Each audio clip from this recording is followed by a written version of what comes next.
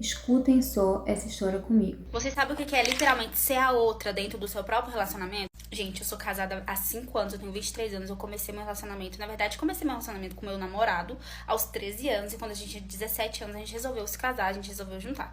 Eu falo que são 5 anos, tá, gente? Na verdade, deveriam ser 6, mas é porque uma semana depois que a gente se mudou pra casar, eu fiz 18, então tem 5 anos. Mas a gente se conhece há 10, porque a gente começou a namorar, começou a ficar, eu tinha 13 anos de idade. Durante o nosso relacionamento, ele sempre foi muito prestativo, ele sempre foi muito maravilhoso, um amor de pessoa, gente, de verdade. Então, assim, quando você vê aquele seu namorado que ele é muito bonzinho, você pode começar a desconfiar, porque o meu era desse jeito e deu no que deu.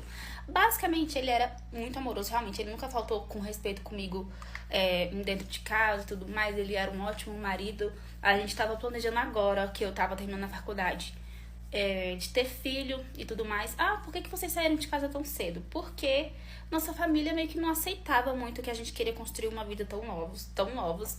E, assim, a gente se mudou. Então, faltava uma semana pra fazer 18 anos. Eu virei pra minha mãe e falei, mãe, a vida é minha, infelizmente. Infelizmente não, né? Felizmente, né, gente? Mas, assim, pros pais, eles não conseguem entender isso. Eu falei, cara, eu quero construir minha vida com ele. Burra, não faz isso, pelo amor de Deus. Se você tá nessa mesma situação que eu hoje, que seus pais não aceitam o seu relacionamento, não é nem que não aceitam o relacionamento, mas não quer que você construa uma vida de adulta tão nova.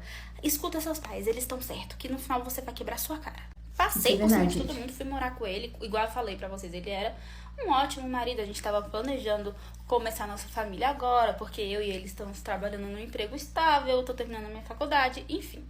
Todas essas questões. Por isso que a gente tava planejando ter filho agora, sabe, gente? E é isso que eu falo, a gente sempre foi muito responsável. Apesar de ter casado novo, a gente era responsável, a gente se cuidava e tudo mais. A gente quis terminar os estudos, a gente trabalhava. Então, a gente só morava junto, mas a gente continuou a nossa vida, construindo a nossa vida separado ali, sabe? Cada um investindo no seu pessoal. Até que um belo dia, gente, faltava, sei lá, um mês e pouco pra gente viajar, a gente fazer uma viagem. A gente tava juntando dinheiro já há mais de 2 anos. Ia ser, tipo, uma das nossas primeiras viagens boas, assim, que realmente a gente ia fazer, sabe? Porque antes a gente viajava muito com a família, porque depois de um tempo a família fica de boa, né, gente? Enfim, a gente viajava muito com a família, ou então a gente fazia viagem aqui pra pertinho, que é o Caldas Novas, ou Pirinópolis, pra quem não sabe, eu moro em Brasília. Então a gente tava planejando essa viagem, faltava um mês e pouco, já tava, tipo, praticamente tudo pago.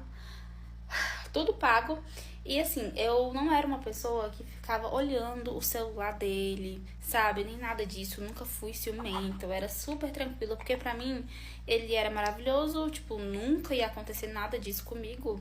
Eu confiava nele, não tinha por que eu ficar olhando o celular dele. Burra, né? E eu, gente, sou uma pessoa super ansiosa, só pra contextualizar aqui.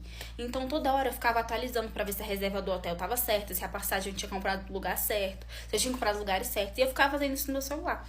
E aí, teve um dia que meu celular descarregou, a gente tava junto em casa, era final de semana. E aí, meu celular descarregou, eu pedi o celular dele pra eu fazer isso no celular dele, sabe? Pra eu entrar na conta dele, porque meu celular ficou carregando lá longe. Enfim, pra quê? Quando eu abri, gente... Olha, eu não ia abrir no WhatsApp, só que chegou a notificação na hora. Quando eu abri o celular, chegou a notificação, eu fiquei assim. E aí, minha filha, quando eu peguei o celular dele, igual eu falei pra vocês no outro vídeo, simplesmente chegou a notificação e tava assim, um nome normal, mas era o nome de uma mulher. E pelo que eu sabia, ele não tinha muito contato com mulher e tal. O máximo que eu já tinha visto era, sei lá, grupo de faculdade, uma pessoa mandar assim, ah, vão entregar aqui de grupo e tal, enfim, nada demais. Inocente era eu, porque era logo na faculdade que ele iria achar essa menina. Ah, gente, olha. E o WhatsApp dele é aqueles que não aparece o que tá escrito na mensagem, aparece só a notificação e o nome de quem mandou. E aí eu cliquei, tipo, me deu uma louca assim do nada. Ele não tava olhando, ele tava, tipo, distraído. Por isso que eu também não desconfiava, gente. Porque toda vez que eu pegava o celular dele pra ver alguma coisa, eu não mexia. Mas se eu precisasse, igual foi nesse caso, que eu queria ver as passagens, queria ver as atualizações do hotel, se tava tudo certo, enfim, acompanhar mesmo, eu não mexia em nada. E ele também ficava tranquilo. Então, pra mim, tipo, se ele tivesse desesperado, ele não deixaria nem eu pegar no celular dele, né? Então, era mais um dia assim, ele tava normal, tranquilo. E aí eu cliquei na notificação, sem ele ver. E a gata tava simplesmente brigando com ele. Falando assim, que dia você vai separar dela? Porque a gente tem um relacionamento sério. Você sabe que eu tô desconfiando que eu tô grávida. Minha menstruação tá atrasada. Acho que ela falou que tava atrasada 2 semanas. Era um texto dessa menina, tipo assim, lacrando com ele porque ele ainda tava comigo e porque ele tinha que assumir um relacionamento com ela, porque eles já tinham coisas sérias há mais de 1 ano.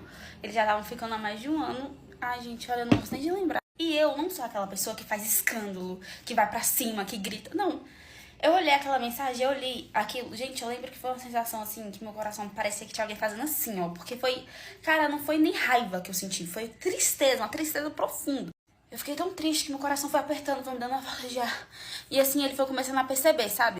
Aí ele virou, o que que foi, o que que foi? Aí ele pegou o celular da minha mão, eu acho que ele se tocou, que eu poderia ter visto alguma coisa. E aí ele pegou o celular, tava na mensagem, e aí ele já começou a se desculpar, já começou a falar que a menina era louca, que a menina ficava perseguindo ele na faculdade, ficava achando que ele tinha alguma coisa só porque ele foi educado com ela um dia. Mas assim, não que a menina esteja certa, porque ela sabendo que ele tinha um relacionamento, ela não tinha nem que olhar pra ele, né? Mas assim, ele queria taxar a mulher como louca, sendo que ele era o mais errado, porque ele que tinha um relacionamento comigo, não a menina. Começou a querer taxar a menina de louca, falar que a menina tava inventando, não sei o quê. Enfim, gente. E pra piorar, a gente morava num apartamento, quando a gente foi morar junto, da família dele. Por mais que a família dele não apoiasse a gente morar junto, nem minha família apoiasse também, a avó dele era dona de, sabe, imobiliária, essas coisas, e ela arranjou um apartamento pra gente que era dela.